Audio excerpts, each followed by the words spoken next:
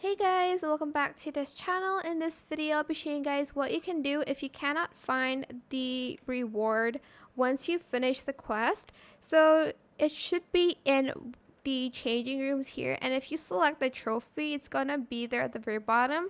You're gonna get the shield, this cage with a bird in it, this outfit, and this other outfit. This one's for the female body, while the feminine body, and this is for the masculine one.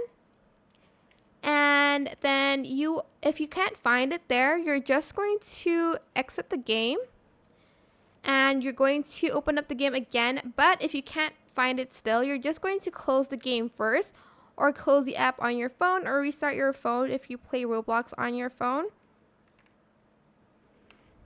And then you're going to open up the Roblox player again here. And then it should be there once you go into Dress to Impress.